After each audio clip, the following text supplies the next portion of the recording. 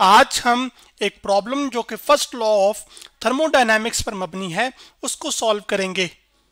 तो प्रॉब्लम की स्टेटमेंट ये है आपके पास कि 5000 joule of heat are added to 2 moles of an ideal monatomic gas initially at a temperature of 500 Kelvin while the gas performs 7500 joule of work. What is the final temperature of the gas? यानी कि एक monoatomic gas है जो कि single atoms पर मबनी होती है, जैसे कि इस तस्वीर में आप देख सकते हैं। और इस मोनोटॉमिक गैस के 2 मोल्स हैं, यानी कि नंबर ऑफ पार्टिकल्स कितने दे रहे हैं वो 2 मोल्स बता रहे हैं। आप इसको हीट करते हैं और हीट जो है वो इस मोनोटॉमिक गैस को 5000 जूल सप्लाई करते हैं जब गैस का इनिशियल टेम्परेचर क्या हो, 500 केल्विन हो। अभी जो गैस है ये 7500 जूल का काम करती है, तो आपने ये बताना है कि जो फाइनल टेम्परेचर है गैस का वो अब क्या होगा। तो अगर आप इस प्रॉब्लम में देखें, आपके पास हीट इन्वॉल्व है, इसके साथ साथ वर्क इन्वॉल्व है और टेम्परेचर का ताल्लुक इंटरनल एनर्जी के साथ जुड़ा हुआ है। तो ये जो तीनों क्वांटिटीज हैं ये असल में हिस्सा हैं एक फर्स्ट लॉ ऑफ थर्मोडायनामिक्स का। और फर्स्ट लॉ ऑफ थर्मोडायनामिक्स क्या कहता है कि जो टोटल चेंज आएगा इंटरनल एनर्जी के अंदर वो बराबर होता है आपके पास जितनी हीट सप्लाई या सिस्टम से रिमूव की जाए, उसके साथ साथ या तो उस पर वर्क किया जाए या फिर उसे या सिस्टम खुद काम करे। तो उस फर्स्ट लॉ ऑफ थर्मोडायनामिक्स की जो मैथमेटिकल स्टेटमेंट है वो आपके पास ये है, जिसमें del U change in internal energy है, डेल क्यू हीट को बता रहा है, जबकि जो डेल डब्ल्यू है वो वर्क डन को बता रहा है। तो अब क्योंकि हमारे गिवन डेटा में हमें हीट और वर्क दिया गया हुआ है, तो सबसे पहले हम क्या करेंगे कि इंटरनल एनर्जी कैलकुलेट करेंगे फर्स्ट लॉ ऑफ थर्मोडायनामिक्स से। और इंटरनल एनर्जी क्या होती है? तमाम एनर्जीज का सम। वो काइनेटिक हो सकती है, वो पोटेंशियल हो सकती है। जब हम इंटरनल एनर्जी निकाल लेंगे तो उस इंटरनल एनर्जी के लिए जो आइडियल एक मोनोटॉमिक गैस होती है उसकी जो इंटरनल एनर्जी होती है वो 3/2 n जो कि नंबर ऑफ मोल्स, r एक गैस कांस्टेंट है, जबकि डेल टी जो है वो टेम्परेचर डिफरेंस है। इस एक्सप्रेशन का इस्तेमाल करके एक्चुअली हम क्या करेंगे, डेल टी में से हम क्या कर लेंगे, फाइनल टेम्परेचर को डिटरमिन कर लेंगे। तो चलें, ये एक्सप्रेशन मैं आपके सामने यहाँ पर लेफ्ट राइट बॉटम पे लिख लेता हूँ। अब सबसे पहले बात करते हैं गिवन डाटा की। तो गिवन डाटा में जो हमारे पास नंबर ऑफ मोल्स हैं, यानी कि n जो है वो आपके पास नंबर ऑफ मोल्स हैं जो कि आपके पास उस आइडियल गैस के हैं जो कि 2 मोल्स हैं, तो मैं यहाँ पे लिख लूंगा 2 मोल्स।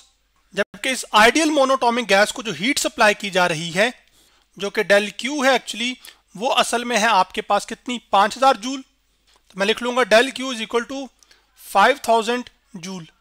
जबकि जब हीट सप्लाई की जा रही है तो ये जो गैस है ये वर्क कर रही है, और वो जो वर्क गैस परफॉर्म कर रही है यानी कि सिस्टम वर्क कर रहा है, इसका मतलब है गैस क्या करेगी, एक्सपैंड करेगी, यानी कि इसका जो वॉल्यूम है वो क्या करेगा, वो इंक्रीज करेगा। तो जो डेल डब्ल्यू है हमारे पास वो है एक्चुअली वो है 7500 जूल। जबकि जो इनिशियल टेम्परेचर है इस गैस का वो है आपके पास, उसको हम नाम दे रहे हैं टी आई का। तो टी जो आई है वो आपके पास आ जाएगा कितना, वो 500 केल्विन है। जबकि हमारा जो मकसद है वो हमने ये करना है कि हमने एक्चुअली फाइनल टेम्परेचर को क्या करना है, मालूम करना है, जो कि हमारे पास टी एफ है। अब प्रॉब्लम पे आते हैं। आइडियल मोनोटॉमिक गैस आपके पास एक ऐसी गैस होती है जो कि सिंगल एटम्स पर मबनी होती है और उसमें पार्टिकल्स के बीच में किसी किस्म की कोई फोर्स ऑफ अट्रैक्शन नहीं होती। आपने फर्स्ट लॉ ऑफ थर्मोडायनामिक्स की साइन कन्वेंशन में ये देखा था कि जब हीट सप्लाई की जाती है सिस्टम को तो आप हीट पॉजिटिव लेते हैं, और जब सिस्टम सराउंडिंग पे काम करे तो वो जो वर्क डन होता है उसको हम क्या लेते हैं, नेगेटिव। तो अब हम फर्स्ट लॉ ऑफ थर्मोडायनामिक्स के एक्सप्रेशन के अंदर वैल्यूज को सब्स्टिट्यूट करेंगे ताकि हम सबसे पहले इंटरनल एनर्जी को कैलकुलेट कर सकें। तो जो डेल क्यू है वो हमारे पास आ जाएगी 5000, क्योंकि हमने हीट सप्लाई की है तो हीट हम क्या लेंगे, पॉजिटिव, तो 5000, ठीक है। जबकि जो वर्क डन है वो गैस कर रही है, यानी कि गैस वर्क डन करने की वजह से क्या हो रहा है, गैस क्या कर रही है, एक्सपैंड करी, यानी कि उसका वॉल्यूम क्या कर रहा है, वो इंक्रीज कर रहा है। तो यहाँ पे जो वर्क डन है वो नेगेटिव आएगा, तो प्लस माइनस में इधर माइनस लिख लेता हूँ। और साथ वो कितना काम कर रहा है, 7500 जूल, तो मैं यहाँ पे लिख लूंगा 7500 जूल का वर्क डन हो रहा है 5000 जूल की हीट सप्लाई करने पर। तो अब आपके पास 5000 में से जब मैं 7500 माइनस करूंगा तो जो डेल यू है मेरे पास वो आ जाएगा -2500। और इंटरनल एनर्जी भी चूंकि एनर्जी है तो एनर्जी का यूनिट क्या आ जाएगा, जूल। इसका मतलब ये होगा जब इस सिनेरियो में गैस एक्सपैंड कर रही है तो इंटरनल एनर्जी क्या कर रही है, डिक्रीज कर रही है, यानी कि जो टेम्परेचर है उसको क्या करना चाहिए, वो डिक्रीज होना चाहिए। अब चूंकि हमारे पास इंटरनल एनर्जी निकल कर आ चुकी है तो इस इंटरनल एनर्जी की वैल्यू मैं इस एक्सप्रेशन में पुट करूंगा, और यहां से फिर डेल टी के अंदर जो असल में चेंज इन टेम्परेचर को रिप्रेजेंट कर रहा है और वो होगा final temperature minus initial temperature, तो वहां से फिर हम फाइनल टेम्परेचर क्या कर लेंगे, वो कैलकुलेट कर लेंगे। तो ये आइडियल मोनोटॉमिक गैस के लिए इंटरनल एनर्जी होती है जो कि टेम्परेचर के साथ डायरेक्टली रिलेटेड है। अब मैं यहां पर इंटरनल एनर्जी की वैल्यू पुट करूंगा -2500, साथ आ जाएगा 3/2, जबकि आपके पास नंबर ऑफ मोल्स उस गैस पार्टिकल के कितने थे, वो 2 थे, जबकि ये जो R है ये गैस कांस्टेंट है और इसकी वैल्यू होती है 8.31, जबकि डेल टी जो है वो चेंज इन टेम्परेचर है, जो कि असल में होगा फाइनल टेम्परेचर यानी कि TF माइनस इनिशियल टेम्परेचर यानी कि TI। अब ये वाला 2 इस 2 के फैक्टर से क्या हो जाएगा, कैंसिल आउट, फिर 3 8.31 से मल्टीप्लाई होगा, तो मैं 3 को मल्टीप्लाई करता हूं, 3 मल्टीप्लाई बाय 8.31, तो जवाब आ जाएगा 24.93। तो मैं लिखूंगा 24.93 और साथ आपके पास आ जाएगा TF जो कि फाइनल टेम्परेचर है जो कि हमने मालूम करना है, माइनस इनिशियल टेम्परेचर जो कि हमें 500 केल्विन दिया गया था, जो कि आप यहां पर देख भी सकते हैं। तो मैं यहां पे लिख लूंगा -500। अब सबसे पहले ये जो नंबर इधर मल्टीप्लाई हो रहा है वो असल में -2500 जो लेफ्ट हैंड साइड पे लिखा है उससे जाकर क्या होगा, डिवाइड। तो हम सबसे पहले डिवीजन कर लेते हैं, तो -2500 तकसीम 24.93 बराबर आ जाएगा आपके पास TF माइनस 500। तो चलें मैं यहां पर इसको पुट कर दिया है। आप 2500 को 24.93 पे डिवाइड करते हैं, तो मैं लिखता हूं यहां पर 2500, ठीक है, और तकसीम करते हैं हम 24 यानी 24.93 के साथ इसको, तो जवाब हमारे पास आता है 100.2, या अगर हम राउंड ऑफ कर लें क्योंकि इससे अगला डिजिट 8 है और वो 5 से बड़ा है तो ये 100.3 हो जाएगा। तो यहां पर हमारे पास आ जाएगा -100.3 इक्वल टू, ये एक्सप्रेशन आ जाएगा जो कि राइट हैंड साइड पे लिखा हुआ है। अब ये माइनस इधर 500 है, उधर जाके क्या हो जाएगा प्लस, तो हमारे पास जो फाइनल टेम्परेचर है वो निकल कर आ जाएगा।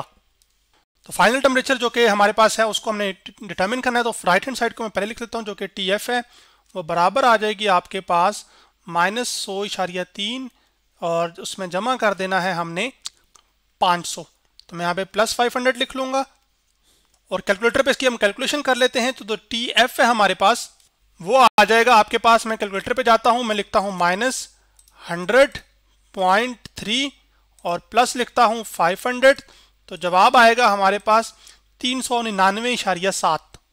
तो हमारे पास आ जाएगा टेम्परेचर जो कि केल्विन स्केल में आएगा 399.7 और साथ क्या आ जाएगा यहाँ पर केल्विन।